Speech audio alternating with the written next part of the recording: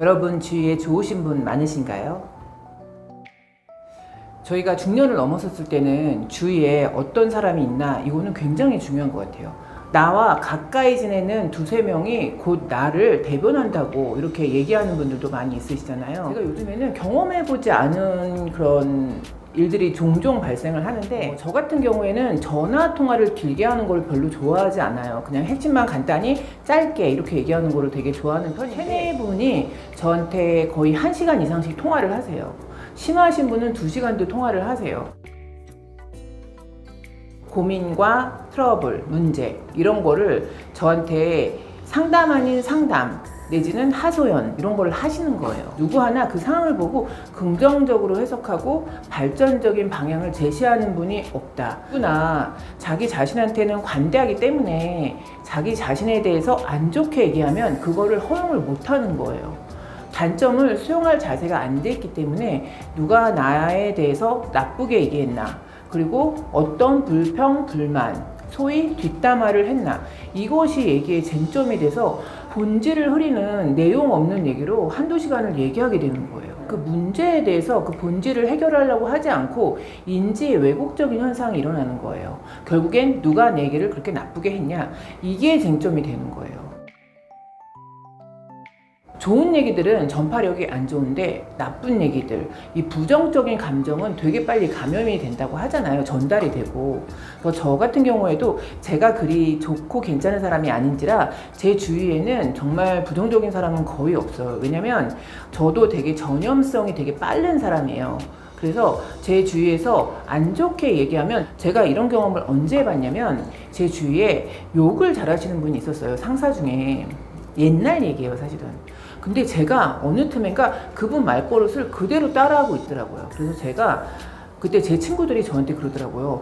너 왜 안 하던 욕을 이렇게 하냐고. 연소리 하잖아요. 제가 어느 날 제 친구들한테 연소리를 붙이고 있는 거예요. 그래서 제 친구들이 깜짝 놀라는 거예요. 그래서 제가 이런 말버릇 따라하면 안 되겠다. 그래서 그때부터 제가 느꼈던 게, 내가 주위 사람들의 말버릇 흡수력이 굉장히 세다는 걸 느꼈어요. 그래서 예쁘게 말하는 사람들하고 대화를 많이 해야 되겠다. 막 이렇게 의도적으로 노력한 적이 있었어요. 공감 능력이 의외로 되게 높게 나온다고 그렇게 말씀드렸었잖아요. 그래서 좋은 감정을 보면 제가 그분들보다 더 기뻐할 때가 있고, 또 누군가가 슬픈 일을 당하면 제가 그분들보다 더 슬퍼할 때가 있더라고요. 그래서 이런 것도 사실 젊을 때는 그게 어떻게 보면 되게 인간적으로 보이긴 해요. 근데 나이를 먹어서도 이렇게 그 감정 컨트롤이 극과 극으로 나눠진다면 되게 미성숙해 보일 때가 있어요. 그래서 이런 부분도 이 평정심을 유지하려고 되게 노력하는 부분이 있는 거죠. 그리고 여러분 주위에 본인의 감정을 숨기고 항상 가면을 쓴 것 같은 사람 혹시 있으신가요? 페르소나라 그러잖아요. 이 사회적인 가면을 쓰고 있는 사람들.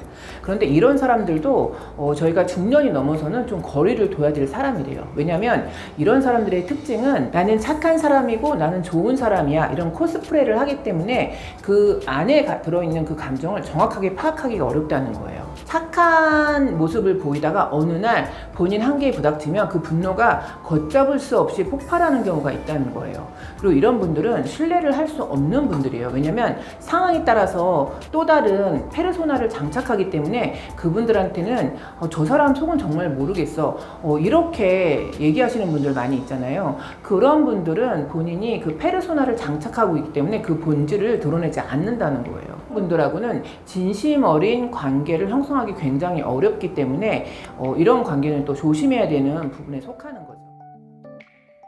여러분 혹시 그 주위에 인간관계를 도구적으로 활용하시는 분들이 있으실까요? 이런 분들의 특징은 그 네트워크를 굉장히 중요시 여기세요. 그리고 본인한테 이익이 되겠다 싶으면 저 사람 나한테 소개시켜줘, 막 이러신 분들이 되게 많이 있죠. 어찌 보면 그분들의 머릿속에는 사회적인 교환 이론으로 사람을 보는 경우가 있는 거예요. 인간관계를 이득과 손해의 관계로 보시는 분들이 있어요. 내가 저 사람하고 친하게 지내면 이거는 나의 사업에 이익이 될까? 내가 저 사람하고 친하게 지내면 페널티를 받는 거 아닐까? 이렇게 생각하시는 분들이 있어요. 이런 분들은 진정한 인간관계를 형성할 수가 없는 분들이에요. 왜냐하면 그 사람이나 인간관계를 본인의 도구로 보기 때문에 이런 분들은 또 거리를 좀 둘 필요가 있는 거죠. 목적 달성을 위해서 사람을 도구로 보는 거를 마키아벨리즘이라고 얘기하잖아요. 마키아벨리즘을 장착한 사람들이 왜 위험하냐면 맨 초창기에는 굉장히 친절하다는 거예요. 쉽게 말하면 간슬게 빼줄 것처럼 본인을 향해서 되게 많은 헌신을 해주는 모습을 보이는 거죠.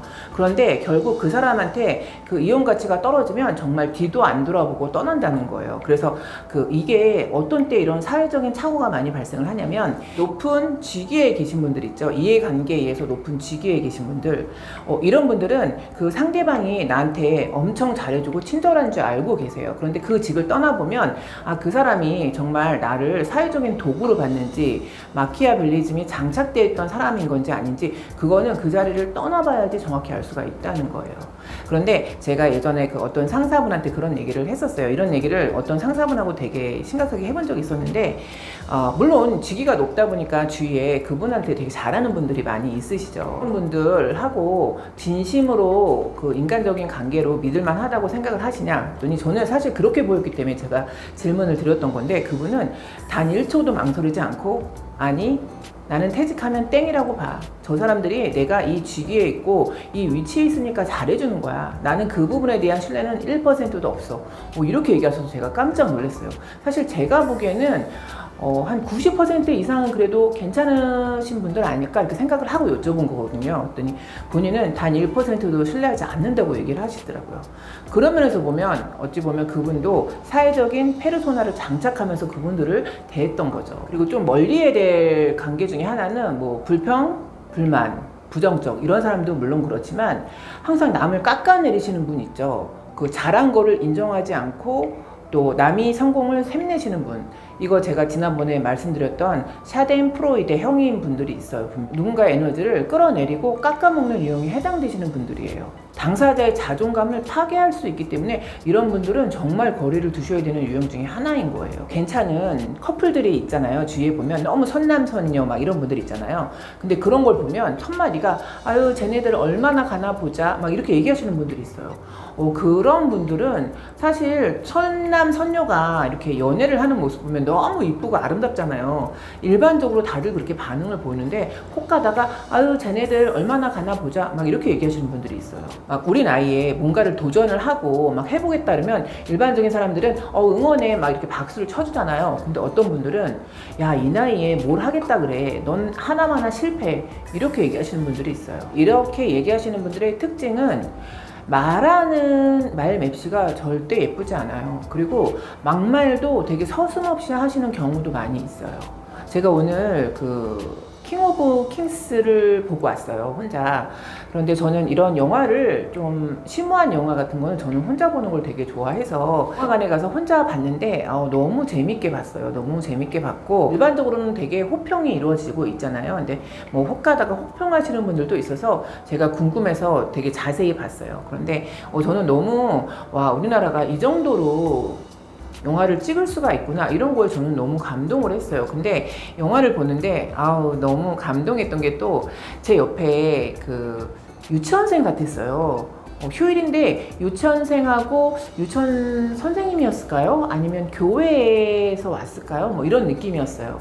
그런데 애기들이 10명이 쫙 앉은 거예요. 그리고 선생님이 양쪽 끝에 두 분이 앉으시고 근데 그거를 정말 애기들이 너무 열심히 보는 거예요. 그래서 제가 그 모습을 보면서 저렇게 잘할 수 있다는 것도 너무너무 감사한 환경이다 이런 생각이 들었어요. 그런데 이렇게 정말 잘하는 거는 그냥 인정해주면 되는 것 같아요. 그거를 뭐 단점을 찾아내서 끌어내리고 남이 잘된 거를 오픈마인드에서 칭찬 못 해주고 이러신 분들은 조금 안타까운 거죠. 사실은 거리를 둬야 될 분들 중에 하나는 자기 연민형 있으시잖아요. 뭐 10대 20대 때는 저희가 멘탈이 약하니까 자기 연민을 가질 수는 있는 것 같아요. 그런데 이게 나이 들어서도 계속 본인은 불쌍하다고 생각을 하고 누군가한테 공감을 요구하고 동정을 요구하고 이러는 거는 자기애적 성격 장애랑 회피성 인간관계랑 연관성을 가질 수 있을 수가 있대요. 나는 불행해, 나는 불쌍해 이런 마인드를 갖고 계시면